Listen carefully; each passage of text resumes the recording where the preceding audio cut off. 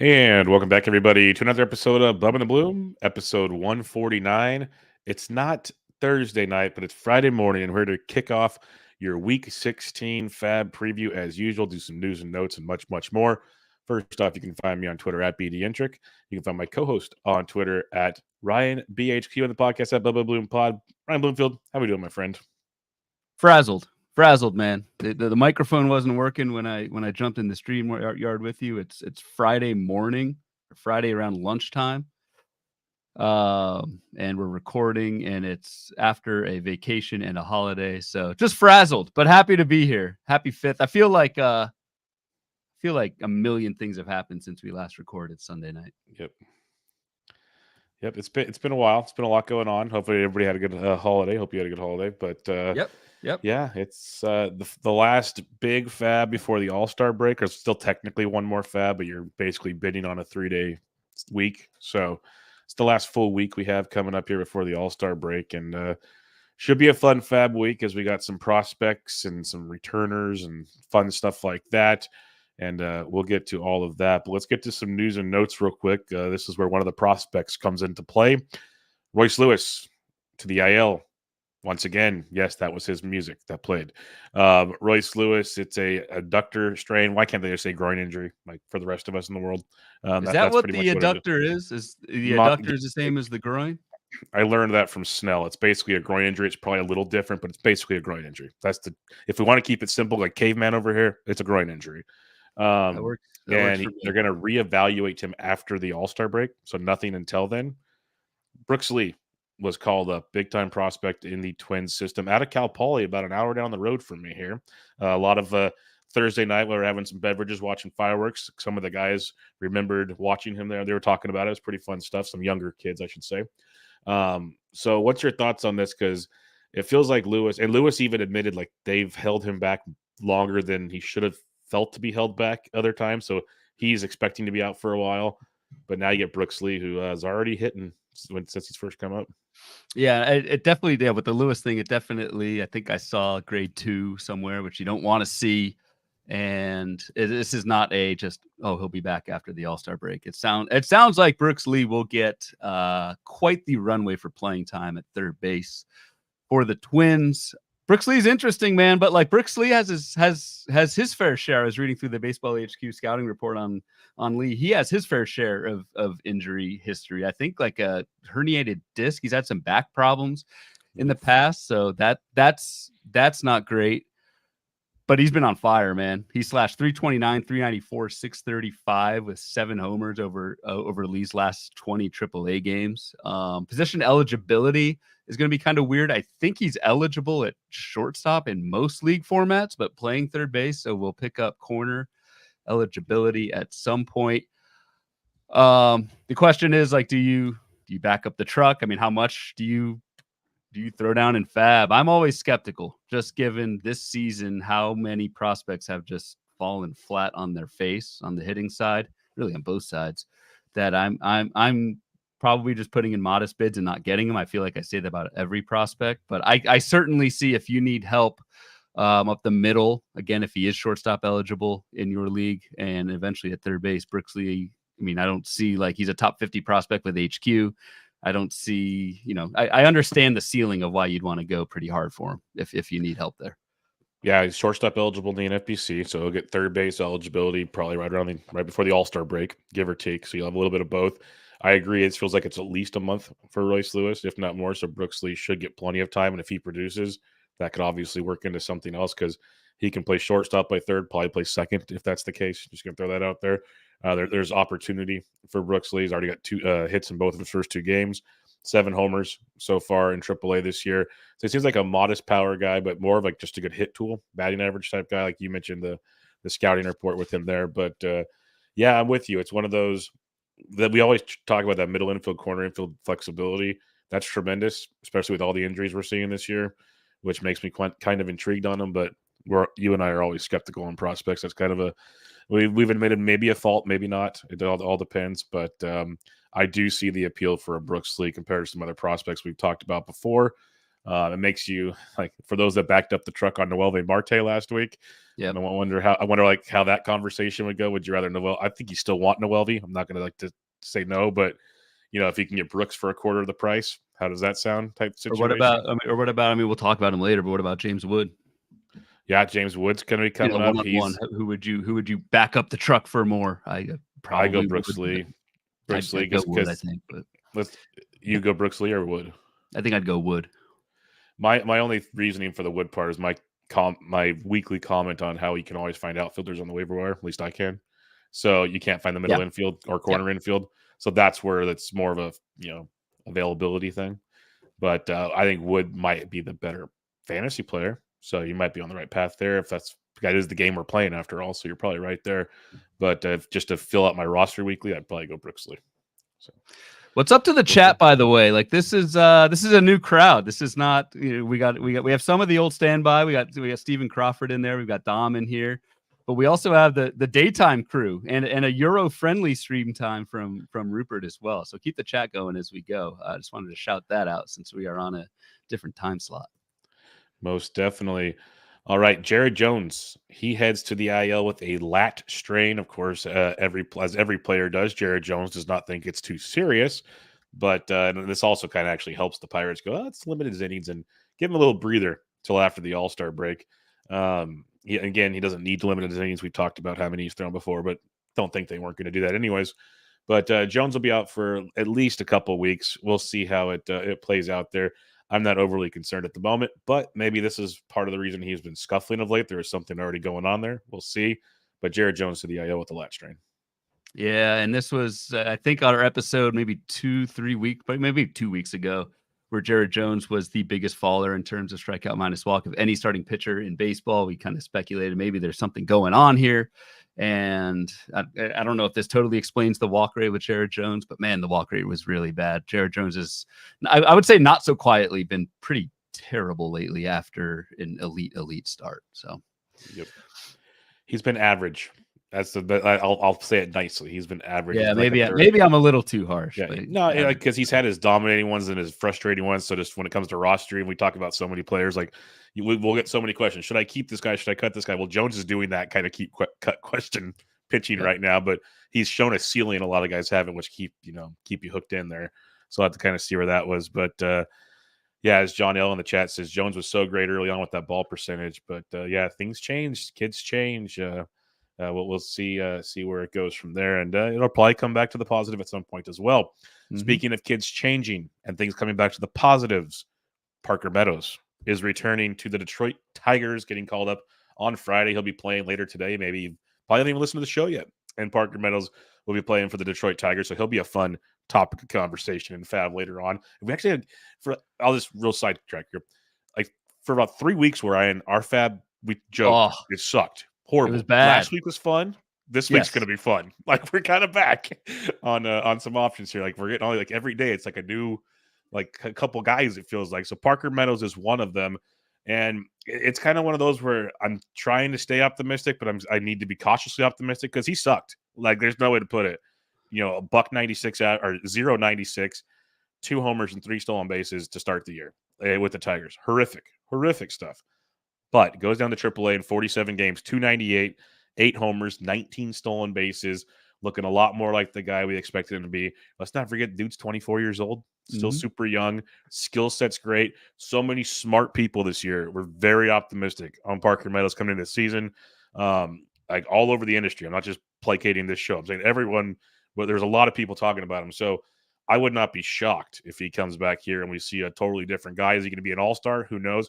Is he going to be as bad as he was before? I doubt it. So here's to your James Wood thing. Here's another outfielder with some power, with some speed that might hit for average. You can probably get a lot cheaper than James Wood. So it's an interesting conversation. But what's your thoughts on Parker Meadows? No, I'm glad you brought that up. The James Wood juxtaposition. I don't know if that's the right word or not, but it's just interesting. Like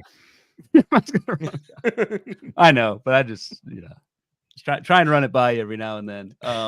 The comparison between Wood and Parker Meadows is kind of fascinating to me. James Wood's going to get all the headlines, whatever, the shiny top 10 prospect, all this stuff, where Parker Meadows, who, yes, a lot of smart people were on entering the season, has gone through those ups and downs already in the majors. Like, would it shock you if Parker Meadows easily out earns James Wood Not and at all. Brooks Lee for that matter. Like this, Not again, at this all. is someone you just said is 24 years old.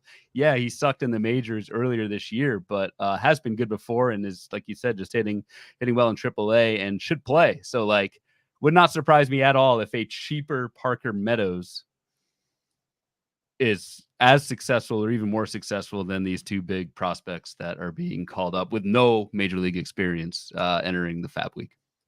100%. That's why with all these names, I'm really looking forward to seeing what prices are this weekend. Like when I do my recap on Monday, I'm very excited to see where the dust settles on this little because people have been waiting for Woods for a long time. People been talking Brooks Lee for a while. Parker Meadows still has some of his fans, not nearly as many as before. So it'll be fun to see how it all breaks down. Not to mention plenty of dollar guys that'll probably be just fine that you can stream for a while. So be a fun week in that regard.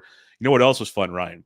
Waking up on Wednesday morning and seeing Saivali get traded to the Milwaukee Brewers, a team that's desperately needing pitching, and he goes to town there. And so that'll let you, talk about, do you believe you can come back? Because I don't, but you might. But it also opens the door for one Shane Baz to join the Rays rotation. They made it official. I thought the Rays were going to just lead us along forever without saying it. They even said it that day. Like, he's taking his spot. I'm like, thank God. Supposed to pitch on Friday. Like, I looked at MLB's app right before the show. Still not official on there. But everywhere you read, it's Shane Baz Day. So we'll have to kind of wait and see there. So what's your thoughts on this deal? The Savali side, the Shane Baz side, pretty good stuff there. Man, Saivali, it's one of those, just when I was out, they start to pull me back in type of deals. Like we saw this last year with Aaron Savali once he got traded to the Rays, who obviously saw something in Savali's repertoire, was a much, much better pitcher in the second half. Strikeouts went way up. I don't know what happened, honestly, so far this season and why those strikeouts have gone away. But maybe a change of scenery again 2 years in a row with Savali is going to help. Milwaukee does know what they're doing. They are a pitching factory organization, in my opinion. So maybe they see something similar to what the Rays saw in Savali last year. Am I super excited and say it's going to happen? No, but it has happened before. And Aaron Savali, I think, is on a lot of waiver wires right now because he has been, much to your enjoyment and my chagrin, pretty bad this year. Shane Baz is the big one. Like, I do worry about workload overall for Shane Baz, like what this looks like in September for someone coming off Tommy John surgery. You look at Shane Baz's minor league numbers so far this year, it's not great. It's a 5 ERA. But the strikeouts have been there, and Shane Baz has pitched. He was awful in May and has pitched a lot better in June. So you can't, take that year to date AAA line for Shane Baz with the grain of salt. I think Shane Baz is pretty easily the top pitcher in FAAB this weekend. And you worry, I think, given the way given the way back end starting pitching is, you worry about the workload stuff later and get a good pitcher while you can and ride it however long you can with Shane Baz. Yeah, I'm very excited because a few weeks back when we talked about FAAB being so boring, and I mentioned I was doing a lot of stashing, got Baz in a couple places. I'm pretty pumped on that one. Like, I started to lose hope because I started getting more injuries, and I almost had to drop one of them this last week. And I'm like, thank God I didn't do that. That would have been rough. But looking forward to that. We'll get Blake Snell back next week as well. He actually looked really good in his last rehab start. Again, we've seen that before. Who knows if he's healthy, but just another name to throw in the pile if available. We'll get to it, but Snell's the guy to keep in mind. Robbie Ray might be back right after the All-Star break. So my point is, there's pitching coming. So, go for the now, and like Ryan said, figure the rest out later type stuff. Jeffrey Springs too, perhaps. Yep, he's pretty close as well. There's a handful of them. Like Kodai Senga is actually closer than we thought. Like, he might be in early August. He's making his second rehab start next week, and he looked really good in his first rehab. So there's guys at least making noise finally. So we'll see how that goes. Last bit of news here. Again, there could have been a lot more, but you'll get it wherever you need to get it. Jordan Romano, we talked about it on the last show. Got a setback, got shut down. Well, since the last show, Jordan Romano had surgery on said elbow. He's going to be shut down for 6 weeks. In my mind, he's done for the season. That's how I kind of see this playing out. They haven't officially said that in Toronto. That's how it feels. Chad Green's the closer for now. Jimmy Garcia starts a rehab assignment on Saturday. I'd expect Jimmy Garcia back at the end of next week, if not the beginning of the following week, or the All-Star break, basically. Maybe right after the All-Star break. Jimmy Garcia is the dude to own. I think many people can agree to that. So if he's available, which he is in a lot of leagues, weirdly enough, because a lot of people dropped him thinking Romano, I think, would be back before Jimmy was back. Just for reference sake here, Jimmy is available. He's only rostered in 48% of OCs. I'd look to add Jimmy Garcia soon. I unfortunately in one of those drops of Jimmy Garcia in a 15-teamer, I just didn't. This was right after the elbow injury, and I was like, I don't know when we will see Jimmy Garcia again, and I don't have the roster space. I've got too many other injured guys, so I just had to make the move. And I don't fault you for that. I don't fault anybody for that. That was logistically made sense at the time. Yeah, like this has been a pretty quick return for Jimmy, which is awesome. And I agree. I think Jimmy. I think A, Romano is cooked for this year, and B, Jimmy Garcia slides right back to being the Toronto closer. And assuming he's healthy, assuming the elbow is good, the skills, the pre-injury Jimmy Garcia skills were freaking awesome. So this is a guy, if the elbow holds up, is a top 10, top 15 closer, in my opinion, the rest of the way. And if available, I think you should bid accordingly if you need those saves.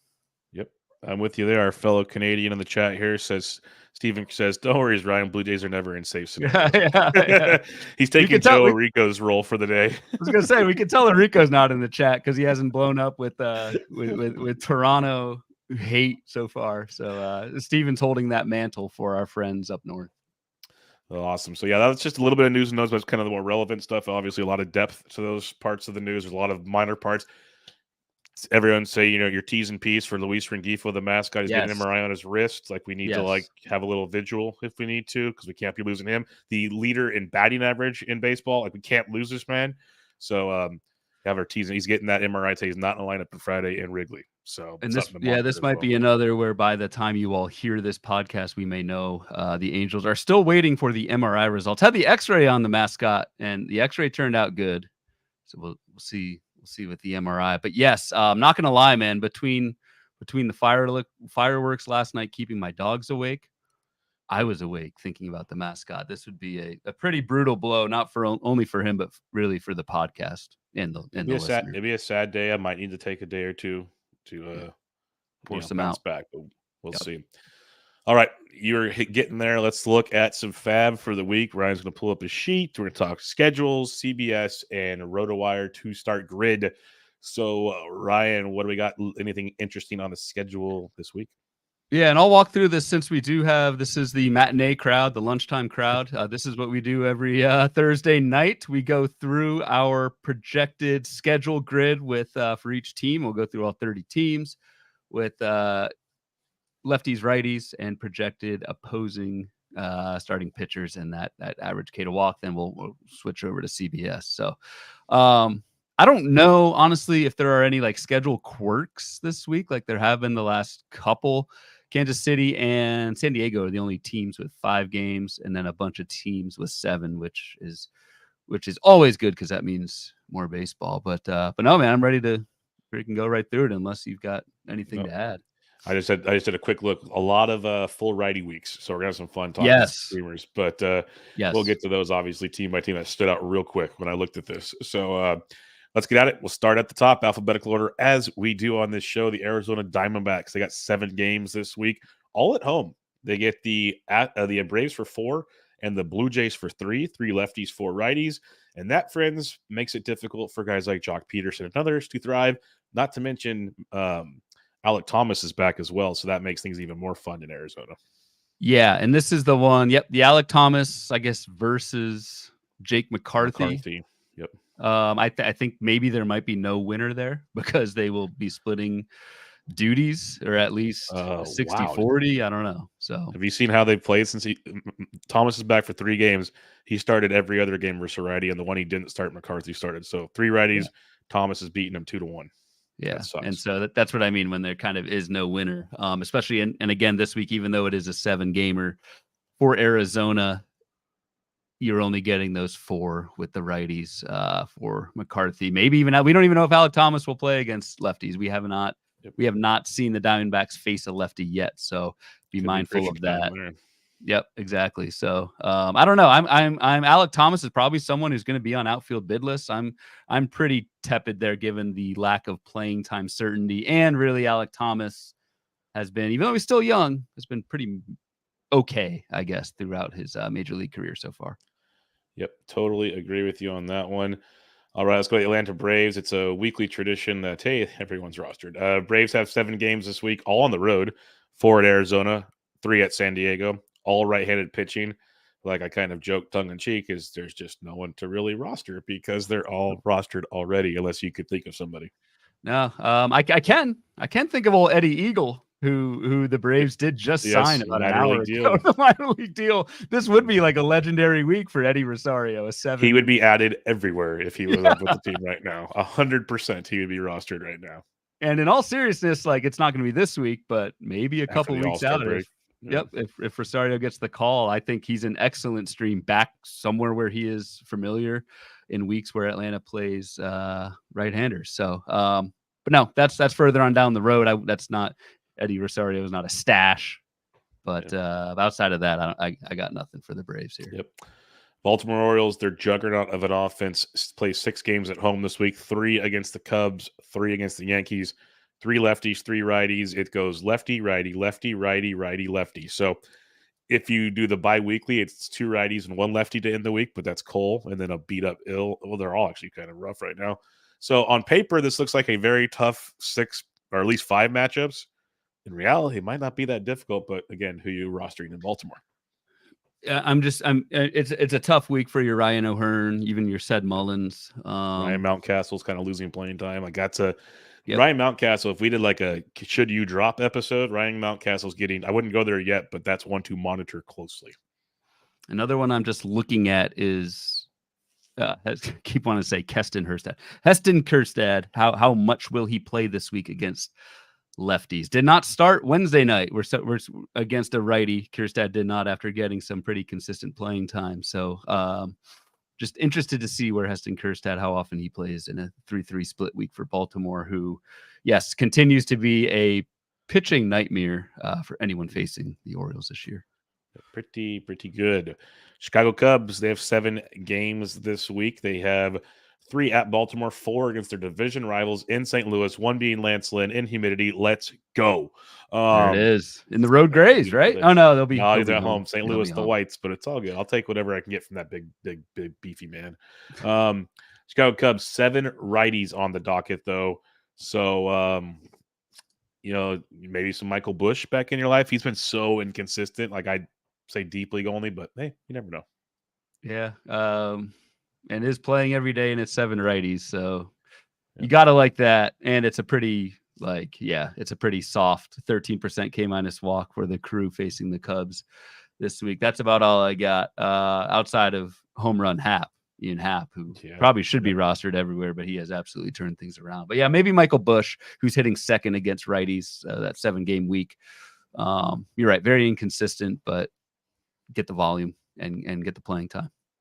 And I'll give a shout out. Seiya's starting to heat up a little bit, which looks good too. So let's hope that can. Until his next oblique, but hey. I've got plenty of Seiya too. I know. Trust me. I hate to go against our guy here, but man, he's no Royce Lewis, but he's trying to be. No, he's not the Rolls Royce. He's more of a Nissan medium Sentra. Level car brand. I can't think of off the top of my head. That's why I said Nissan Sentra, or he's a Honda Civic. Chicago White Sox, they have 6 games this week, all at home. 3 versus Minnesota, 3 versus Pittsburgh, 1 lefty, 5 righties. And it's the weekly conundrum we have. Do you or do you not roster Gavin Sheets? I have stopped rostering Gavin Sheets, but that's usually the only conversation piece for me. Agreed. Like, I take Michael Busch over Gavin Sheets this week. 100%. We're just talking about. So outside of that, no Andrew Benintendi talk allowed on this podcast. So nope, only slander, no good talk.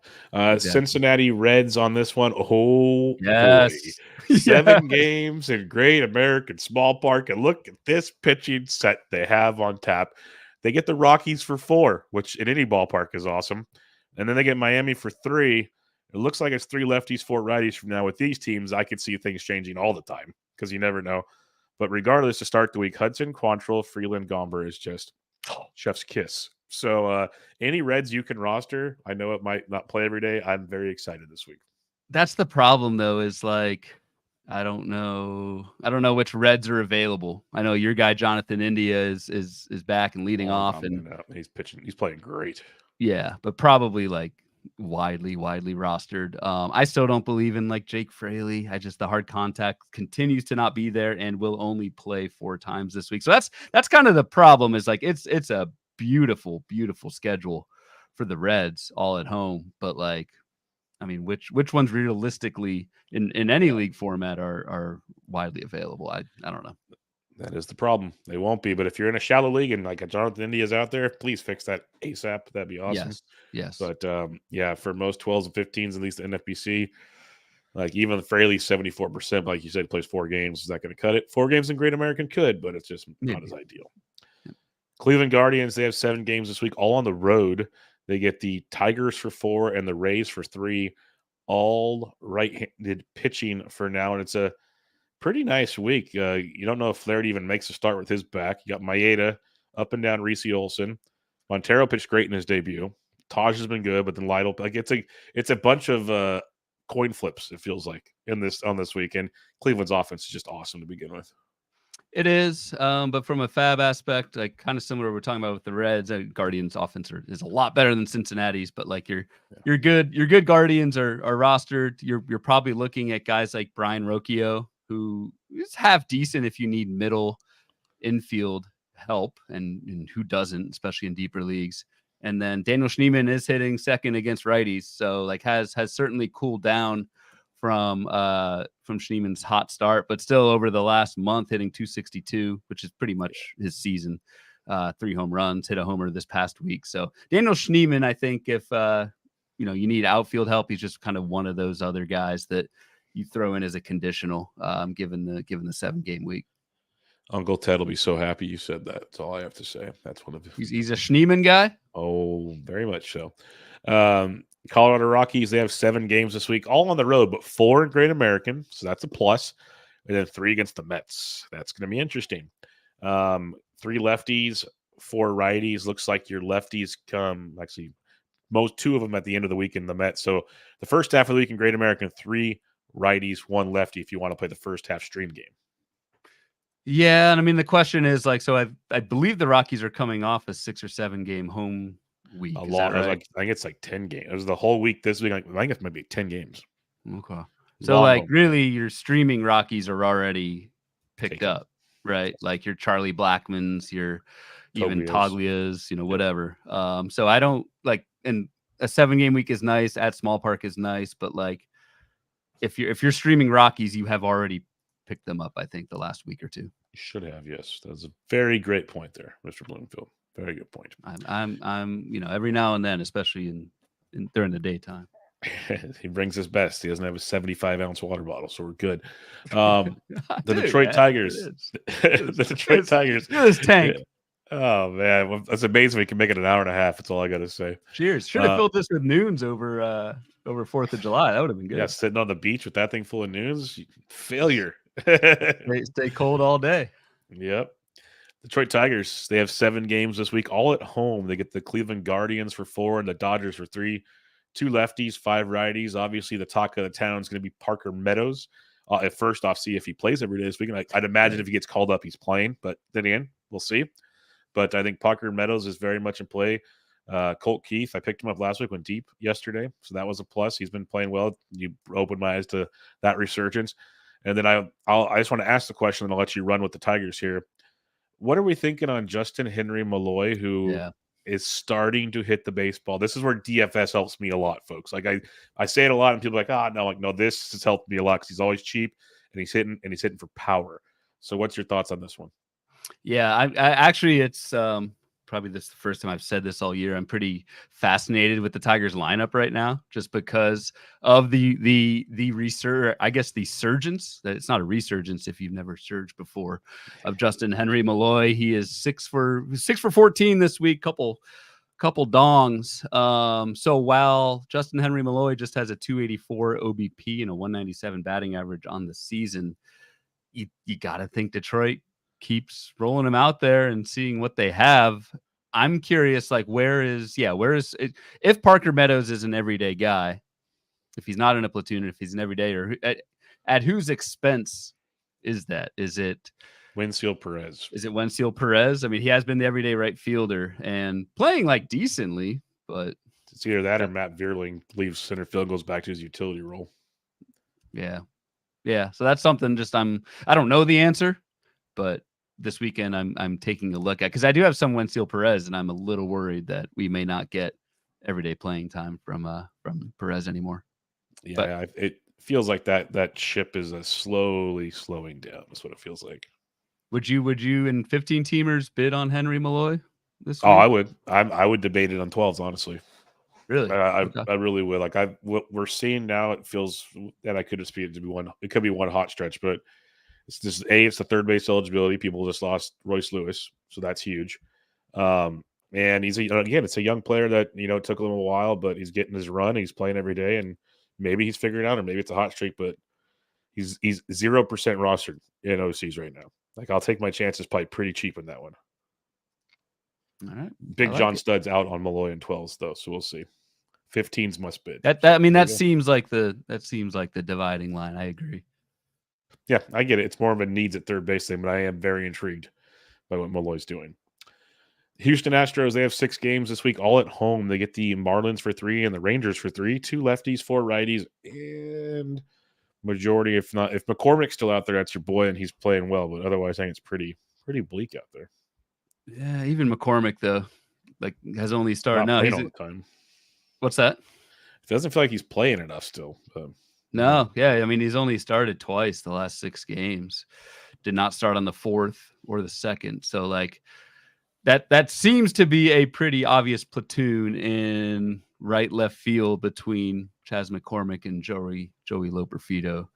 So again, that's another one where like no one really wins. I'd like to see both those guys play. Is Kyle Tucker alive? It's really all I got for Houston. He's expected back after the All-Star break. The manager Spada, I believe it is, said Verlander and Tucker are progressing nicely, and they expect both of them back after the All-Star break. So leg amputation for Kyle Tucker on July 13th, 14th. Hey, how about we don't say we did. That it was just, I mean, it's just a bizarre I know. injury. Anyway. Well, it's weird because he's like down, couldn't do anything, and then like early this week, he's progressing so much faster now. He's doing it like all of a sudden something clicked, like maybe the medicine took over. I don't know, just because I'm gonna say medicine in quotes took over, but something changed real quickly with Mr. Tucker. So yep. We'll wait and see. All right, Kansas City Royals. They're one of the 2 5-gamers this week. They have 2 at St. Louis, 3 at Boston. All righties, which is great for your Mike Matthews of the world and company, but 5-game week, so it's more of a late week play, or just kind of enjoy the 5 games and enjoy, I guess is the best way I can say it. Yeah, no, the Mount Massey, Michael Massey return is real and beautiful and glorious. Yeah. Tough to start any Royals outside of Bobby Witt and probably Vinny P. Vinny P's heating up. Salvi's been awesome. Don't disregard Salvi. Agreed. Yeah. You're starting those guys all week, but you're more fringe Royals, including Michael Massey. I think Hunter Renfroe was a popular ad recently. You can't start those guys at least the first half of the week. Maybe wait for the weekend, but that's about all I got. For sure. I'm with you on that one. Los Angeles Angels of Anaheim, 7 games this week, all at home. They get the Rangers for 3, and then the Seattle Mariners for 4. And you get Castillo, Kirby, Wu, and Gilbert. And Castillo's been the worst out of the 4. So there you go. 7 righties on tap, which it's going to be so great for Rengifo. It's going to be so great for Rengifo. We're just going to progress. Just make this happen. But what else are you liking here with the Los Angeles? Is this take a chance on Nolan Chanwell in a deep formats week? I guess. I mean, Chanwell will play every day and lead off every day 7 times. So they just 7 times, whatever, 5 at-bats per game. That's 35 plate appearances for Nolan Chanwell, and maybe he pops a home run. Moniak week. Could be Mickey Moniak week. He should play every day. Yeah. That's your guy from last year. From last year, yes. Not this year, last year, yes. It's interesting. Like John Gray's been mediocre. Scherzer, Lorenzen, like it's just a tough sledding. Yeah, and even I know we've gotten a lot of questions from avid listener Joe G, who is just constantly reminding us and well deserved how bad Taylor Ward has been lately, hitting 172 over the last month. 7-game week, you're still absolutely starting, I think, Taylor Ward, thinking this turns around. But hopefully a get-right week for Mr. Ward. And again, most importantly, T's and P's of the mascot, that he is enjoying part of this week. Luis Rengifo is as well. So That's what we can or hope. just rest and come back after the All-Star break. I don't care. I don't want to hear season ending anywhere. Just like if you need 10 days, take 10 days. Go to vacation. I don't care, but come back soon. All right, Los Angeles Dodgers, they have 6 games this week, all on the road. 3 in Philly, 3 in Detroit. Ooh, Scooble and the Dodgers. I'm in. Let's go. Wheeler and the Dodgers. Christopher, that's a good week of baseball right there, folks. 2 lefties, 4 righties on tap. Dodgers are pretty much rostered, so yeah. Yeah, I mean the one change with the Dodgers has been Chris Taylor basically taking over the third base job, but Chris Taylor Muncie's done. Yeah, Muncie is, I guess, swinging a bat, but still sounds so am I very, very far away. Yeah, so are my kids. They can swing. I swung a wiffle ball bat yesterday. Does that count, Mr. Muncie? Yeah. So yeah, Chris Taylor is playing every day in a great lineup, but Chris Taylor to me looks pretty cooked. I will echo the back half of this. Like there's just no depth to this lineup, man. It's bad. Even Andy Pages has slowed down.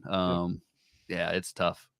Yeah, I dropped Pages in a 12 last week, and like I said, I might regret it. I might pick him up again later, but it's been rough. It's toughs and 12s, but yeah, this Dodgers team, it was impressive when I was writing up the daily matchups for the day. I was looking at their splits. And I just want to pull this up real quick. So over the last month for the Dodgers, just to let people know how bad this has been, we'll just pick June forward because that's pretty close to a month. Versus right-handed pitching, the Los Angeles Dodgers. Reload. Thank you, Fangraphs. All right. They are hitting 250 with a 121 WRC plus. That's good. That's not bad. Now, where it gets fun, the Los Angeles Dodgers versus left-handed pitching. Actually, it's better than I thought. Never mind. I was looking at different stats last year, so ignore all of that. This is what happens when we record in the morning. But they have slowed down a lot. I know that. But read Bubba's daily matchups column. Yeah, you'll figure out which team I'm talking about because it's obviously not the Dodgers now, but it's in there somewhere. So it's a tease to make you read the article. Get it? Yes. Yeah, I think that really hooked everyone in there, Bubba. Yeah, come sign up. Enjoy the show. It's definitely not the Mets. The Mets crush everything. But let's move on. The Miami Marlins. They have six games this week, all on the road. 3 at Houston, 3 in Great American against Ashcraft, Abbott, and Montas, which is very, very nice. That's all 2 righties and a lefty. But on the week, 2 lefties and 4 righties. Jesus Sanchez continues to produce. I don't care what anybody has to say. Yeah, to the point where I'm planning on rolling with him. I don't know what the 4-game split looks like midweek, but yeah, Jesus Sanchez is awesome. Jake Berger has not been. I know we've been on Berger watch lately. It hasn't been that great lately for Jake Berger. The other change to the Marlins was our Tim Anderson DFA this week, and Xavier Edwards was called up and has started at shortstop every day, hitting 6th.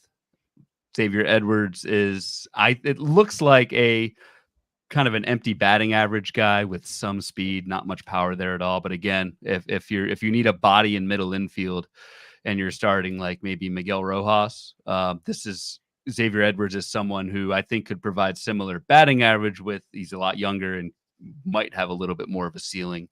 And I think will continue to be the everyday shortstop, even over the mighty Vidal Brujan, who's playing like second base. So Xavier Edwards in deeper leagues up the middle, could help. Yep, I'm with you on Xavier Edwards. That would be the pickup for sure. Outside of Jesus Sanchez, who I just keep rostering. Big John Stud says it's the Dodgers are bad. You're not wrong. 50% ground ball, 285 xWOB in the last 14 versus right-handed pitching. So I was kind of there, just couldn't figure it out on my own. Thanks, Big John Stud. Milwaukee Brewers, they have 6 games this week, all at home. They get 3 against Pittsburgh, 3 against Washington. Just saying that out loud sounds pretty good until you see it. Skeens, Irvin, like these actually good pitchers all of a sudden. 4 lefties, though, 2 righties, kind of a reverse compared to what we usually see. I don't know, almost like a unicorn situation here with Milwaukee, but still I'm not like running to roster anybody unless you see someone you should – or actually, never mind. Garrett Mitchell's back, but I don't know how much he's going to play versus lefties. That's the thing. And Mitchell did not start his first game off the IL against the lefty, and I think is in a platoon. We talked about this whenever we recorded our last show. There's just a lot of mouths to feed in that Brewers outfield, and in a lefty-heavy week for the Brewers, like I'm not putting much in Garrett Mitchell. I just don't think he's going to play every day. Even Sal Frelick is probably not playing much this coming week. Blake Perkins will probably play 4 times against those lefties. Got some speed there, but again, long term, like I don't, especially Garrett Mitchell, I'm not convinced he's an everyday player, and thus I think we'll go in FAAB for more than Garrett Mitchell should, in my opinion. Yeah, it sucks because I like the skills of Garrett Mitchell a lot. He needs to play. That just sucks all around in that one. Minnesota Twins, 6 games this week, all on the road. 3 at the White Sox, 3 at the Giants, 2 lefties, 4 righties. Very favorable schedule for a very good hitting Twins team. Brooks Lee's obviously the main talking point this week when it comes to FAAB, but you almost get a line shift here if you really feel like for it, Ryan. Yeah, I think it's a good week for our lefty line shift of Max Kepler and Trevor Larnach. Larnach is hitting second or third every day against righties. And yes, even though it's just a 4-game righty week for Minnesota, God, that's some juicy pitching matchups. So, yes, Brooks Lee, obviously the star of FAAB along with James Wood this week, but a cheaper Trevor Larnach could be helpful. Another talking point, David Festa went back to AAA. Chris Paddock's expected back this weekend, so you can drop Festa. I would just wait to see whenever he comes back up if you want to add him again. Would you be interested in a guy like Chris Paddock potentially, who we saw some goods, we saw some bads, and when I give a quick peek at his schedule, he's scheduled next week to face the White Sox and the Giants if that actually plays out. If that plays out, that's a decent stream. But like you said, with Paddock, it's been some good, some bad. But given the lack of workload for Paddock over the last few years, I think in the second half, wouldn't be surprised at all if this dude starts to wear down a bit and we see more of the bad than good the rest of the way. But yeah, if the White Sox and Giants matchups come to fruition for Chris Paddock, that's obviously a great stream. So, all right, the Mets, we have 7 games this week. It's a fun one. First game at Pittsburgh. The next 3 games at home versus Washington, and then the next 3 at home versus Colorado. So they have 1 road game to start the week in Pittsburgh, likely a makeup game, and then 6 at home against Washington and Colorado. 2 lefties, 5 righties. This Mets team is just a juggernaut. Hopefully, Nemo's back. Bader's supposed to be just banged up a little bit, but it seems like the big guys have finally gotten added as they've started to play so well. Yep, this is a great lineup, and I will continue to bang the drum for Tyrone Taylor, who has had a good week since we touted him last week. I think Tyrone Taylor, I don't know the roster rates for Taylor. I can't imagine it's very high. So Tyrone Taylor is actually sneakily one of my favorite outfield FAAB guys. 2% in 12s. Yeah, come on, people. And playing every day. So Tyrone Taylor, 7-game week against this schedule is just awesome. So let's go Tyrone. Oh, they call me Tyrone. Oh, sorry. New York Yankees, 6 games this week, all on the road at Tampa Bay, at Baltimore. 1 lefty, 5 righties. Trent Grisham. Can I interest you in some Trent Grisham, anyone? No. I don't think so. I mean, is he good? Did I miss something while I was at the beach? I will say this much. Ben Rice is leading off now all of a sudden, so that's fun. And Austin Wells is doing things if you're interested in that.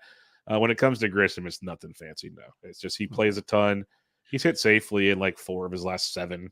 So like super deep league, I guess, but no, I was just kind of being sarcastic just with the 5 righties on tap. Otherwise, no. Did catch me, thought I missed something huge. So no, I mean there's nothing here for the Yankees in terms of FAAB. No, maybe Austin Wells. Austin Wells is a good call in 2-catcher league. So he's turning things around a little bit.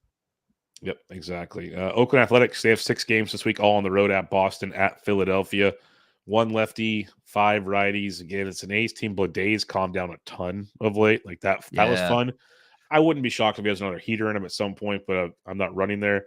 I still like Soderstrom. He's obviously calmed down some too, which you kind of expected from Soderstrom. Lawrence Butler's like these are all like deep league. Like I'll still play Soderstrom in 12s, but like Bleday, Butler seems deep league type stuff. Yeah, agreed. I mean, Butler he's had a week, 2 homers this week, 5 hits and 14 at bats, but again, long term, I don't think there's a lot of swing and miss with Lawrence Butler. The hard contacts there, he can run a little bit, but I think you're just trying to ride the hot hand, but knowing Lawrence Butler, that could fall apart quite quickly. So no, I don't have much for your Oakland, soon to be Sacramento playing in 110-degree summer days. Athletics. It's going to be some fireworks, literally, in that place. Philadelphia Phillies, they have 6 games this week, all at home. Dodgers, A's, 3 each. No lefties, 6 righties. Not to mention, did you hear correctly? We get the A's for 3. This is a fun week right here. Schwarber and Harper, I don't think come back till after the All-Star break, but Right. they might push them back sooner. They could. They'll be ready, but I think they want to rest them a little longer. We'll see. But does that give you like Cody Clemens, Garrett Stubbs catching for JTR? Anything stand out to you there? I mean, really, it's streaming against the Phillies, like pitchers against the Phillies. They are nowhere near a scary lineup without Kyle Schwarber and Bryce Harper, at least in the short term. There's a lot of names that you don't really want on your team, and you want your pitcher facing with like Cody Clemens, David Duvall, of course. There's a lot of platoons. So like I'm not going for like it's your lefty hitters for Philly that you're interested in, but like, are you really going to bid on Cody Clemens or David Dahl? Deep leagues, you just might. Am I being too harsh? I don't know, but a little, but we'll let it slide right now. It's okay. I'll let it slide. I mean, what's Cody Clemens hitting? Hey, he's hitting higher than we are in the bigs. Okay. What do we got here? We got a little. Oh, he's hitting 250, 3 homers, 58 plate appearances, 9% barrel rate for Cody Clemens. 9% swinging strikes, so not a whole ton of whiffs. I can now see Cody Clemens in 15 teamers streaming this week. There you go. 6 games. There we go. This Big John Stud says Philadelphia 285x Woba last 7. So yeah, that offense it's fluttering, as Ryan said. Yep. Pittsburgh Pirates, they have 7 games this week, 1 at home against the Mets, then 3 at Milwaukee, and 3 at the White Sox. We look at 1 lefty, 6 righties for Pittsburgh. Please, for the love of God, people, I know. Pick up Rowdy Tellez. Please. He's just only 3% rostered in 12. That must be my 3 teams. At least 1 or 2. I know I have at least 1 or 2 in my 12s. Like, make this big man happen. Yeah, I figured you'd go straight to Rowdy, who, in all seriousness, like, we're only 2 years removed from Rowdy Tellez having a 35 home run season. So like it's not just like a big man on a hot streak. This is someone who does have just some track record. Streak. Yeah. He's not just any big man on a heater. He might be the new mascot if something goes wrong with the wrist here pretty soon. Yeah, that's true. Admittedly a downgrade, but we'll go with it if we have to. Well, there was some weird. He's on the list. He is on the. He's a candidate. He's a candidate for replacement if Rengifo hits the IL. Do you know what went on with the Josh Palacios call up, then not call up this week? I guess they did officially call him up. They called him up yesterday, I thought. Okay, I think he was going to get called up, and then Jack Sawinski hit a home run, and then Pittsburgh didn't call him up, but then they did. Like a Nick Castellanos home run thing? All of a sudden, something bad happens? Maybe that was, we've got live news on the mascot. Yeah, I'll check at least in the chat. Yeah, I'll look confirm. But Joshua Palacios, yes, was called up. We will see how often Palacios plays. Some mild interest in deeper leagues for Palacios if it's regular playing time, which I think would come at the expense of Jack Sawinski if Sawinski continues to struggle. But it's a deep league thing only. And now, we've got confirmation in the chat. We've confirmed sources that Luis Rengifo is on the IL. What do we have? 10-day injury list with right wrist inflammation that's as deep as it's going. Keston Hira gets the call. Keston Hira, who's destroying AAA. Destroying AAA. So, because we know that always translates evenly to the bigs. We know, obviously, he's going to crush baseballs. But and that's one thing Keston can do. Hit the ball hard when he hits the ball. So, that's going to be another fun one to add to the FAAB conglomerate this weekend. Keston Hira will be up. Yeah, I mean, honestly, if Joe Adell can have a hot month like he had, why can't Keston Hira? He's actually been good in the majors before. So, and if we go back to LA, yes, it is. Well, Keston Hira he's a righty, isn't he? Yeah, he's a righty. So they do get the 7 games. We'll see how often Hira plays for the Angels. The official podcast press release just given the news that it's quote unquote just inflammation for Luis Rengifo. I think Rengifo we will stand by our mascot and let's see how this looks. see how this looks after the All-Star break and revisit our standing at that time. Hey, real quick. So just for Keston here before we move on. That's the wrong. Let me his minor league numbers this year: 270 with 18 homers in 68 AAA games. Yeah, that's going to make things fun this weekend. That's all I'm going to say. But he has. I mean, he's been a quad A guy. Like he has hit well in the minors consistently, and then I mean, it's just like Joe Adell. It's like the same guy. But yeah, Dom in the chat: Keston Hira or Heston Kjerstad? I think I'd go. I think I'd go Heston Kira. I go Keston Hira. That's good. That one. Yeah, it's gonna be fun. And if that's a serious question, Dom, I don't know. I'd still go Kjerstad, but yeah, I go Kjerstad. It's a tongue twister. It is a tongue twister, and let's hope for the best for Ngi, folks. They're saying inflammation. He had the MRI. Let's hope. Like literally, just let him sit through the All-Star break. That's fine. Yep. No issues there at all. It's a good time for an IL stint, to be honest. It's a great time for an IL stint. So, all right, where did we leave off? Did you finish your thoughts there on Pittsburgh? I couldn't. Because Palacios did pinch hit on the 4th, so he's there. I don't know how much he'll play, but he was called up. Yep, I'm with you. San Diego Padres, they have 6 games this week. They get Seattle they have 5. I'm an idiot. 5 games this week. Seattle for 2, Atlanta for 3, all at home. 1 lefty, 4 righties. What do you like in San Diego? No, we can move on. There's nothing here in terms of FAAB. No, you don't want David Peralta. You don't want Bryce Johnson, I don't think. So, no, especially in a 5-game week. San Francisco Giants, they have 6 games all at home this week. 3 against Toronto, 3 against Minnesota. 1 lefty, 5 righties. Like Lamont Wade's back. That's always a guy to target in weeks like this. And with Wilmer Flores on the IL, he plays every day now. If you want an empty batting average, that's your guy. But other than that, this could be a Conforto week. If you want to go back there, I love Brett Wisely. I like Wisely, period. He's playing every day pretty much. So those would be the guys I'd be looking at this week if you're in need. No, I'll defer to you on that one. Lamont Wade, since we try to cater to all formats, your points league OBP god against right-handed pitching, Lamont Wade is back. So if you're in a points league or an OBP, I like that one a lot too. All right, got the Seattle Mariners 6 games this week, all on the road at San Diego, at the Angels. This is a juicy week. 1 lefty, 5 righties. Do I have to hear it from you again? Dude, it hasn't worked out yet. It's so bad.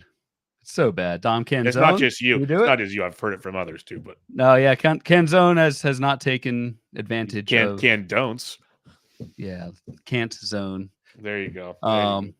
It's the lineup's just so bad. They gave Julio was hitting 7th. Yep. The Mariners tried the old Trey Turner standing ovation. I don't know if you read about this on Friday night. Yep. And Julio continued to crap the bed Friday, Saturday. Did have a good game on Sunday, but yeah, man, Seattle, if they're serious about a run, and they should be, given they're in first in the AL West, they got to make a move to get some bats. That lineup's just so bad. If anything, we normally take the hitting point of view for these schedules. If anything, against the soft pitchers, it's an awesome streaming week for your Mazer, Anderson, Soriano, first name, last name guy, David Daniel, etc.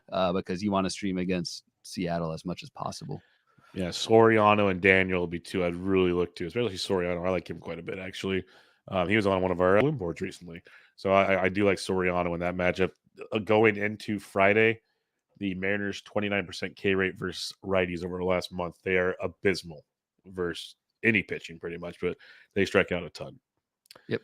St. Louis Cardinals, 7 games this week. This is another one of the fun ones. First game of the week at Washington. Then they play 2 at Kansas City, or 2 at home versus Kansas City. They have Thursday off. Then they play 4 over the weekend because they have a doubleheader on Saturday versus the Cubs. Did you keep up with that, everybody? Good. No. So, basically it's 1 at home, 6 on the road. And if you really want to get after it, 2 lefties, 5 righties. But they have a doubleheader on Saturday. And is Lars Nootbaar back or very close? He's supposed to be back any day now, last I saw. Okay. That one's interesting to me. We'll see what the playing time loser is out of that situation. But Lars Nootbaar is, I think, not one of those guys, like not good enough to stash weeks in advance, but Lars Nootbaar this week, if available, I think you might want to get ahead of that. Outside of that, I don't know, man. Like, why is Matt Carpenter still playing Why the is Nolan Cardinals? Arenado still playing? He doesn't seem to care. Yeah, it's been a tough scene for Arenado. My guy Oldschmidt's starting to, little fountain of youth here. He's no Christian Walker, but starting to turn around a little bit. Yeah, that's a good comparison. Christian Walker. I wonder where we got that from. Tampa Bay Rays, 6 games this week, all at home. They get the Yankees for 3 and the Guardians for 3. 2 lefties, 4 righties. You already mentioned one Palacios. Do you want another? No, anything else? Yeah. This is an absolute line shift team. Yep. 4 righties, so you do get your Brandon Lau while healthy. Interesting. Yeah, the other Palacios brother, Richie Palacios, still isn't even playing every day against right-handers, so I don't know there. Still want to see Jose Caballero continue to play. He's steadily starting to lose playing time, but can play at second, third, and short and steal some bags. Johnny DeLuca, RIP, basically just not playing. The same with Ahmed Rosario. So just a lot of cooks in that kitchen with Tampa. Tough to stream. Yeah, Dom said he believes Newt's back today. That's what I saw a couple of days ago, but I literally just searched everywhere and couldn't find an update since like Wednesday. So he should be back today or Saturday, any day now. You should get Newt back in your lives. All right, Texas Rangers, 6 games coming up, all on the road at the Angels, at the Astros, all versus right-handed pitching. Talk about an offense that's been a little underwhelming, not just Seattle. Texas has been quite rough of late, Bloomfield, and there's not a lot to pick up, I don't think. No, there's not. Just so in alignment with how bad Texas's lineup has been. I think one of the worst when we looked at this last week. The second worst lineup over the last month in baseball. Marcus Semion's been a big part of that, man. Good Lord, he's been absolutely terrible as the leadoff guy in Texas. Corey Seager's back. Josh H. Smith continues to play as he should, but there's nothing else to pick up with Texas, I don't think. You're muted.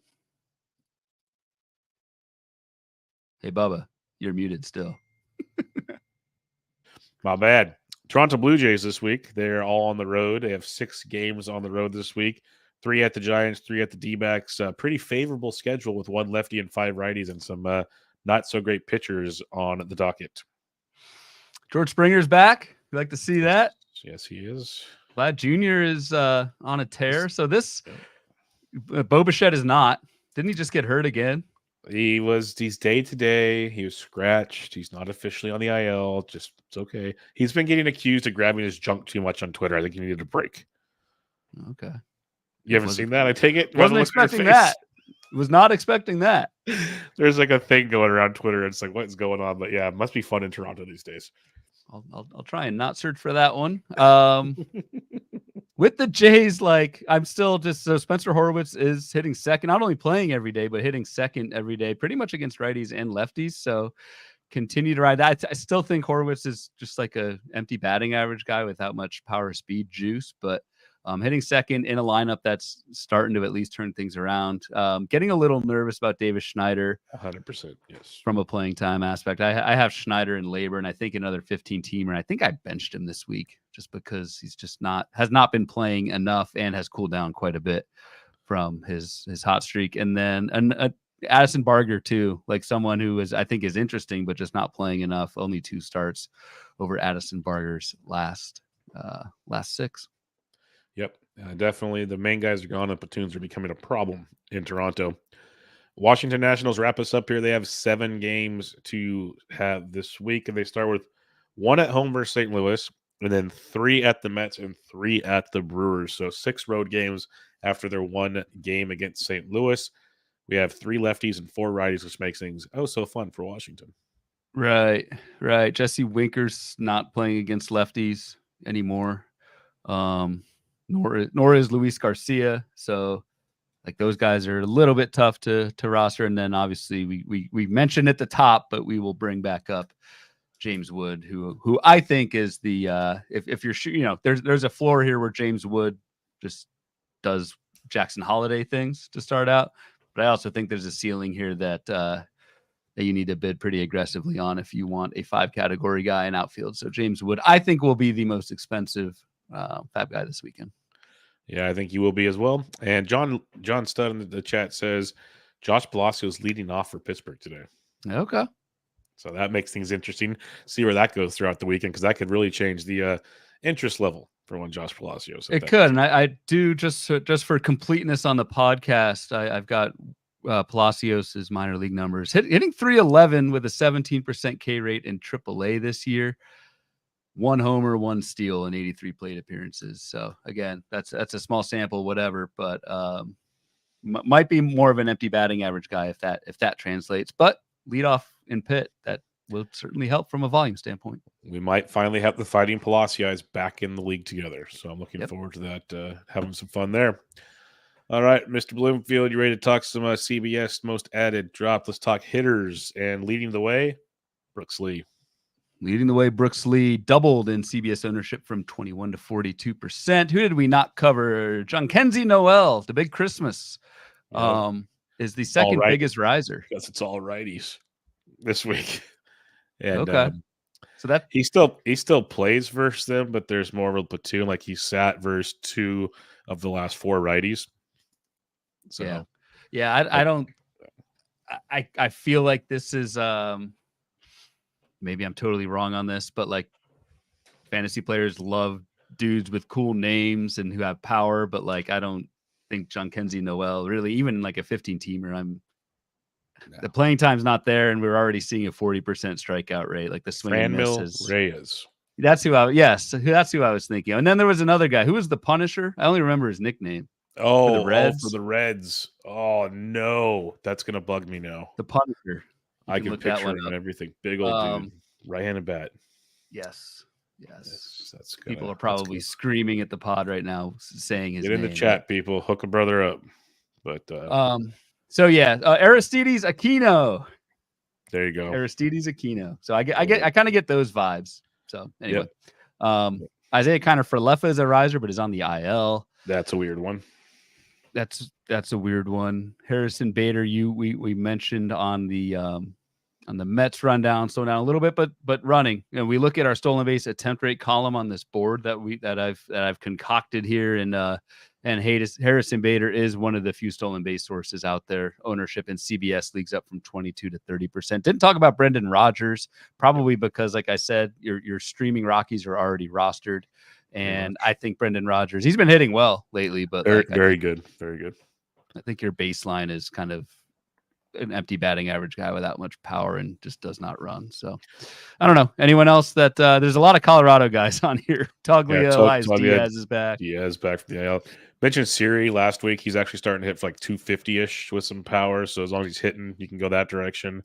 And he plays every day in center field, no matter this. He's almost been platoon proofed all of a sudden. So Yep. He's there. Garrett Mitchell got added a ton. I love his skill set, like we talked about.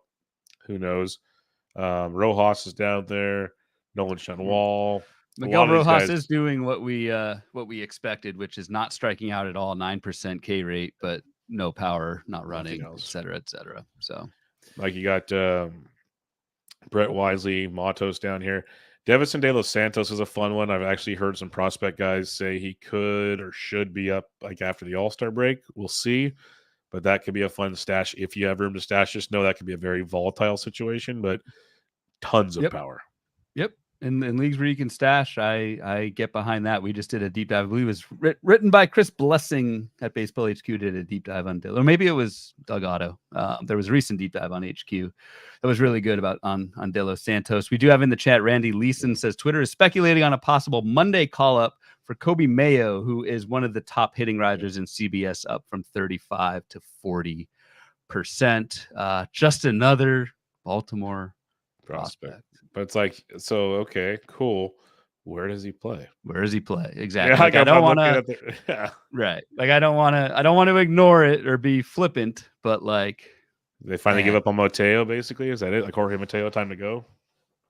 I mean, I wouldn't be surprised and wouldn't disagree with it. It makes sense. That would be the logical move because Westberg's not going anywhere, so it's got to be Mayo. PJ in the chat says Mayo has no spot. I tend to agree, but we'll see. Just the way Baltimore hitting prospects have been treated lately, most of them. I'm not that enthused. So anyway, any other Hitter names. We'll go to the bottom here. Let's go to the pitching side of things. Right. A lot of the hitters, a lot of speculation type stuff. But Michael Mercado's a fun one. He had a 2-step this week, making his debut with the Phillies, and he was actually quite serviceable in his first start. So we'll see how start 2 goes. But 5 innings, 1 earned, 4 Ks in his debut. So that's a fun one for sure. Yep, and I will admit I kind of cast Mercado aside, and it still could be. I mean, still could end up badly in favor of Festa, who is now in the minors. So funny how that works. We only have a 1-start sample from Mercado, but in 1-start samples, I still like to look at that per pitch stuff, and we've got the swinging strike and the ball rate both in green on this sheet. So at least in that 1 start, Mercado got some whiffs, threw some strikes. That's what you want to see from a rookie. Yep, I'm with you there. Everyone knows my thoughts on Colin Ray. Just don't do it. David Peterson was a 2-step guy. Davis Daniel was a 2-step guy. Soriano came back 2-step guy. Eric Getty was a 2. Like most of these guys, Wisniewski were all 2-step pitchers up towards the top of this list. Yeah, Wisniewski for me was disappointing. Gave up 5 earned in his first start of the week. We'll see what he does this weekend. But I still trust those skills for Hayden Wisniewski. I like him probably more than most, which could be good or bad. But Davis Daniel did, but did he pitch against Estes this week? Yeah, he pitched against the A's and did not do. He did okay, but you expected more against the A's. Yeah. Well, he faced him the first time. No, he faced Detroit the first. Yeah, I expected more. 4 earned, 3 Ks over 5 1/3. Not what we wrote up. Yep, agreed. And then some other guys here like Landon Knack. He's still widely available. He's going to stick in that rotation for a bit longer. Frankie Montas, I just want to mention him. He's pitching actually like quality start type pitching. So it's not great, not bad. No wins, little strikeouts though. So just keep that in mind. That's a tough one, but his overall ratios look decent. Drew Thorpe keeps getting yo-yoed around. He got pushed back to Friday again. This week it's 2 weeks in a row. He's been pushed for extra days rest. So keep that in mind if you're targeting Drew Thorpe. He's looked good, but they keep moving him around too. Yeah, I don't know why I'm not getting stats pulled in for him. I'll have to check the old Bloom board's inner workings here, see what's going on. There is a starting pitcher who is all green on our sheet with a 17% K- walk, 12% swinging strike, and a 34. Oh, who's that, Ryan? Why are we bringing him up? Who is that? It's my guy, man. It's Andrew Heaney, who legitimately 32% rostered in OCs. But I need to change that this weekend. If everyone's chasing all these young starters, and Andrew Heaney has been very good in the majors and looks really good right now. Yes, we know all of these shortcomings and the home run issues with Andrew Heaney. We've all been burned by Andrew Heaney at some point in our fantasy baseball lives. But this is a guy who is putting up the best skills of any starting pitcher on this CBS ad list. And so I think a lot of folks at just 25% roster just immediately cringe when they see Andrew Heaney. Look at those skills, man. Yep, they're outstanding. I admitted on our last show on the Bloom board that I was wrong on Heaney. I said that. Well, it could still go. It could still.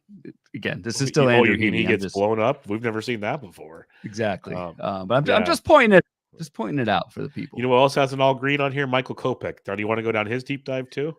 Well, he's a reliever. I take. I should probably take relievers off this thing, but no. Even though Kopech is all green, actually skills aren't bad, my man.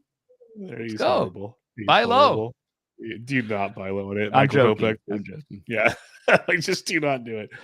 Birdsong's been good, but it's one of those that I don't know for how long he's going to be singing. But yeah, Birdsong's good. Joey S is coming off the shutout. That's fun.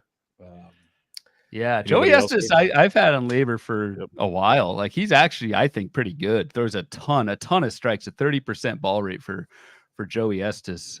That's Carson Spearsian type control. Carson Spears is on this list as well from a 12 to 15% rise in CBS. I mean, the only other names I'd add, we mentioned them earlier, but Robbie Ray and Jeffrey Springs, if it's stash season, and I made this point a week or so ago that stash season, like the All-Star break is prime stash season because you basically get a free week of no games. So I like Robbie Ray and Jeffrey Springs, probably Ray more than Springs personally, if you're trying to order them. But I like those guys as stashes in the second half. Yep, don't dislike that at all. All right, let's talk 2-steps. Let's talk some 2-step pitchers, Mr. Bloomfield. Let's have some fun here. I'll start at the top. Arizona Diamondbacks. You got Tommy Henry. You're going to start Zach Gallen. Tommy Henry versus Atlanta versus Toronto. No. No way in hell. Okay. You're starting Sale and Morton. You're starting Morton versus Arizona and San Diego, right? I am. Yep, I am. Yeah, okay. Dean Kramer versus the Cubs versus the Yankees. I'm starting the Dean in that two-step. The Yankees is scary, but the Cubs, yes, the Cubs.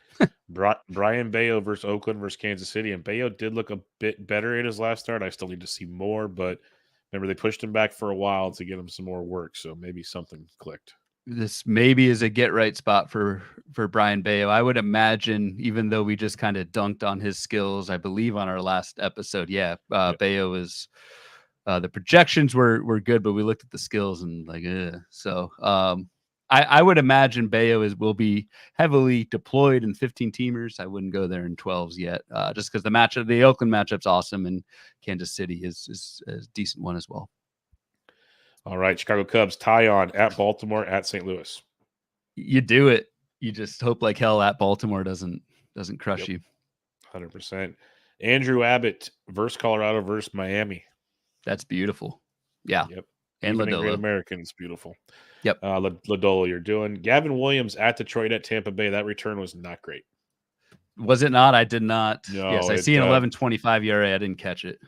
Yeah, I'll give you the stat line real quick because I did roster some Gavin Williams, so that was not awesome. But while you do that, I'll just talk real quick on Ben Lively, who I swear, man, the scheduling gods are on Ben Lively's side.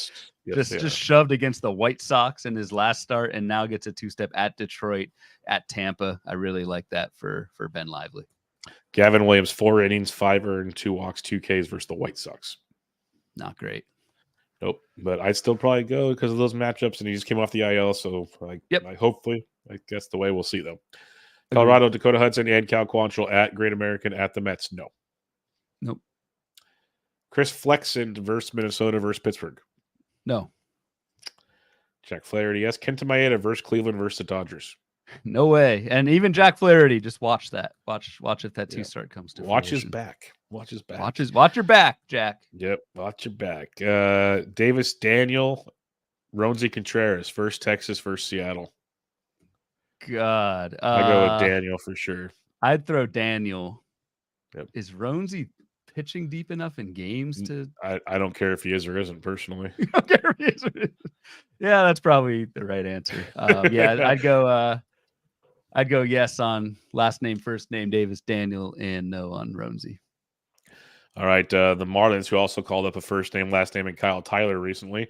They have Trevor Rogers at Houston, at Cincinnati. Yeah, it's a dual first name. It's a dual first name. I wouldn't trust it. I wouldn't. No, I would not do Trevor Rogers either. Okay, I wouldn't either. Colin Ray versus Pittsburgh versus Washington. God, he's got a 3.30. Colin Ray has a 3.34 ERA and 8 wins, man. And then you look at the rest of that freaking profile, and it's like a 4.6 Sierra, agreed, 9% K to walk. Like there's so like Agreed. this 2% swinging strike rate. There's so many things that just feel like a blow up's coming at any moment. Like you're playing with house money right now. I'd throw it in a 15 with, you with do mild 15, confidence. 100%. 100%. Yeah. And I think he will be widely thrown in 15s and maybe some 12s, just given the surface stats. But I agree with you, man. This could fall apart and will fall apart at some point. Chris Paddock at the White Sox, at the Giants. You got to. Yes, you do. Christian Scott at Pittsburgh, at Pittsburgh versus Colorado. Yep. For sure. Jose Quintana versus Washington versus Colorado. God, another like smoke and mirrors guy. I'd throw it, but just feel like that's gonna unravel at some point as well. 15s only, folks. 15s only. Yeah. You're throwing Rodon, even though he struggled. You're still throwing. Well, I don't know. At Tampa Bay, at Baltimore, throwing Rodon. Yes. Joey Estes at Boston, at Philadelphia. That's tough. Yeah, I'm doing that. I'm doing that. At Philadelphia is not the at Philadelphia we think without Could be by the Schwarber next week. Could be. And Harper. Dude, it's the game before the All-Star break. I doubt they. If I'm Philly, I'm resting those guys through the All-Star break. So I would throw Joey Estes in this two-step. I would. All right. Luis Ortiz and Martin Perez. Luis Ortiz versus the Mets at the White Sox.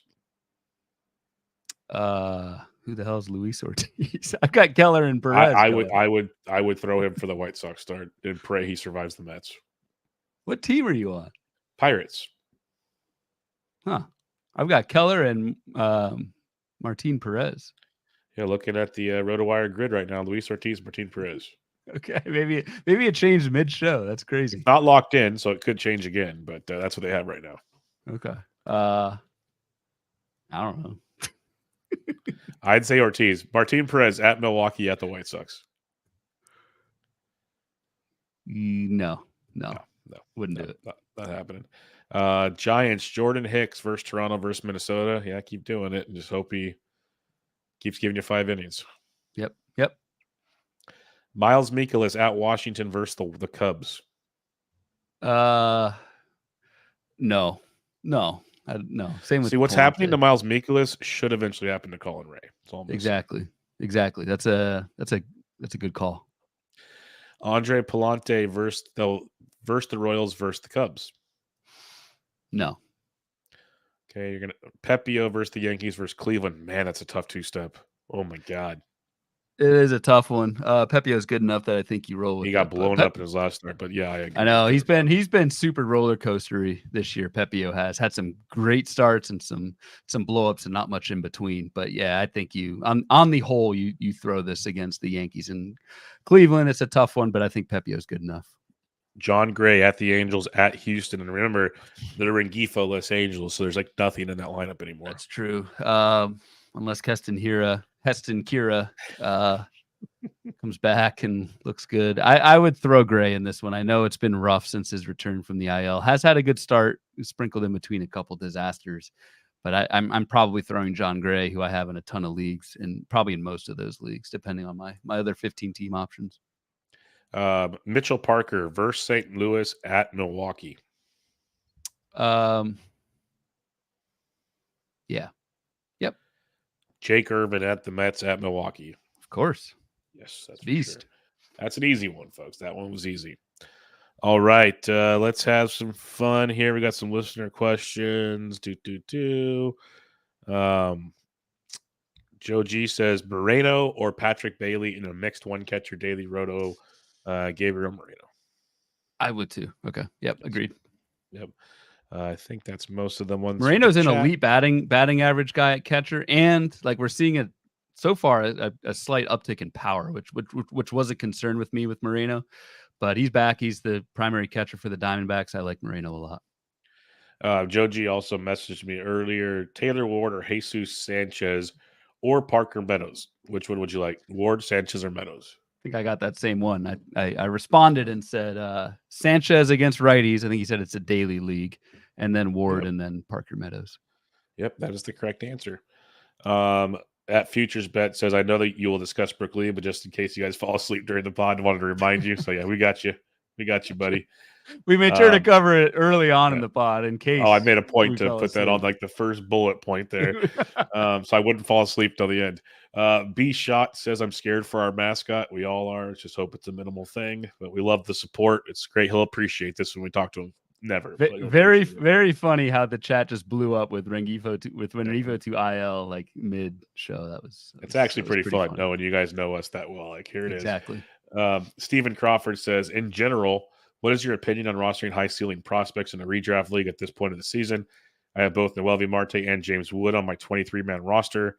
I like their speed, power, potential in a categories league, but guys like Holiday we've seen struggle. Yeah, you kind of nailed it, actually. That was my like I guess I'm not sure if there was a question. It was just a really good point there, and that's what I brought up early on in the show with the Brooks Lee thing. Is just like, and same with James Wood, and that's why I also brought up the Parker Meadows. Like, wouldn't be surprised if Parker Meadows was better than those two guys. It's just been an abysmal hit rate, and I'll be interested to hear this offseason from the prospect folks. Like, is this just kind of a one-off thing? Is there a reason behind this? That will be one of those kind of look backs in whenever September or probably at first pitch Arizona. I'm sure there'll be a lot of talk about that. Be interesting to see what those folks think about if there's a reason behind a lot of these hitter struggles on the prospect side. PJ in the chat says, looking at a wasteland at third base and a 15-teamer, is Lennon Sosa worth a look? Well, that is definition of a wasteland. that would wasteland confirmed. I guess you got nothing else. Lennon Sosa. What about Malloy? plays. Is he available? He's third base. Yeah. That's right. Yeah. Any. I mean, Lennon Sosa. That's tough. That's rock bottom, as they say. Last question we have here. Well, Frank has one here. He's last in batting average. Any suggestions on what to do? Focus on your other 5 categories or whatever. Yeah, so you could go 2 ways about it. Just punt, embrace it, punt batting average. There are plenty of low batting average, high power, even high steal guys that you could just, look at your standings, try and run the numbers and see what that looks like. Did mention Miguel Rojas, Xavier Edwards. But again, by trying to fix your batting average, by taking those guys, you are then creating more weaknesses. It's whack-a-mole, basically, creating more weaknesses in power, speed, that sort of thing. So I would lean at this point in the season, unless you can trade your way out of it, I'd recommend just punting batting average and focus on shoring up your other 4 categories if you can't trade out of it. Yeah, it's getting to the ratios are tough as the season goes along. So good luck with that. PJ says Malloy's available. That's who I would take over Lennon Sosa. I'll tell you that much. Yep.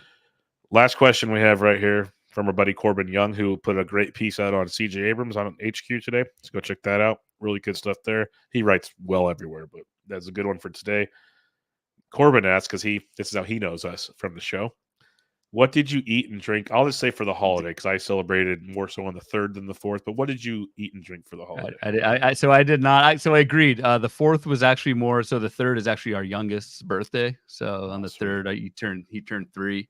So really, the 3rd was the blowout for us, and our traditional burgers, dogs, bacon, rice, beans, on the charcoal Weber. So did not smoke 365 whatever you did, briskets, ribs, whatever. We barbecued, we didn't smoke, but yes. Plenty of high noon this weekend. Plenty of IPAs. Just enjoyed myself immensely. Was a good week off, and this weekend is going to be kind of more recovery mode. But yeah, that was my end of the deal. And birthday cake too. Birthday cake. There you go. Plenty of birthday cake. Yeah, Thursday. It's weird because in my town on the 3rd they do the fireworks show. The town next door they do the 4th, so we get kind of a double whammy, which is cool. But so on the 3rd we had our party at our friend's house, and I made my jalapeno popper dip, which is always good. And it's like the go-to. I walk in, that thing disappears quickly. But everyone brings an appetizer. So we had a lot of finger foods and stuff going on there. Plenty of high noons that evening. Watched the show, and then we barbecued like crazy in 106-degree heat yesterday, or on Thursday. And it was water noon. I was responsible. But what I want to bring up, since he asked this question, have you tried the new high noon iced teas? No, I'm still no, I haven't progressed to that level yet. I have not seen one in the flesh until yesterday afternoon when I was in a swimming pool trying to cool down from the day. Nor have I. Okay. One's basically regular iced tea, not bad. The raspberry, dangerous, absolutely dangerous. Like if anybody ever had an Arizona raspberry iced tea, those ones, which I used to drink a lot in college for some reason, it's almost identical to that. It is like the big deadly. 99-cent can. Yes, that's why I used to drink them in college. Yeah, they were cheap in the common area, and you just get one of those in a bagel. And that's what I consider good breakfast when you're 20. So that it tasted just like that, and I'm like, oh no. Okay. Like this is bad trouble. News bears right here. So something to think about, people. Glad you found a new favorite. I will keep an eye out. Our in Oregon, it's interesting. I don't know if it's like this in California. Technically, high noon is considered liquor. Yeah, and so I cannot buy it in grocery stores. I have to go to the liquor store to get high noons. So even in the state of California, where we have a bunch of wacky rules, you can still buy liquor at the grocery store. So okay, but but when you go to shop for it, it's in the liquor area of the store. Yes, I never put that together. But once I asked the liquor store person, I was like, "Why can I only get this here?" And it's like, "Well, technically, real vodka. It's real vodka." So that's actually an advertisement for high noon. But yeah, so it's not readily available in Oregon just because I have to go to the liquor store to find it. But that's why I saved that question till the end, because I know we had to go on a rabbit hole on this one. But we'll wrap it up there, Mr. Bloomfield. Any comments? Anything going on that you want to mention before we head into the Week 16 FAAB weekend?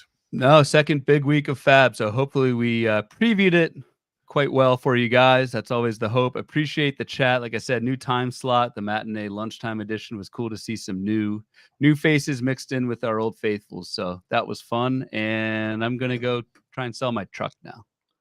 Yep. Good luck with that. I'm gonna go back to my real job and go do that. But I didn't yeah, mention that, but yeah. Yeah, same. thanks everybody for listening on this one. Before we head on here, make sure you check out Ryan on Twitter at RyanBHQ, the podcast at Bubba Bloom Pod. I'm at BD Hendrick. Y'all have a great weekend. We'll be back with you guys Tuesday night for another Bloom board. But for now, Bubba and the Bloom, episode 149. Catch y'all later.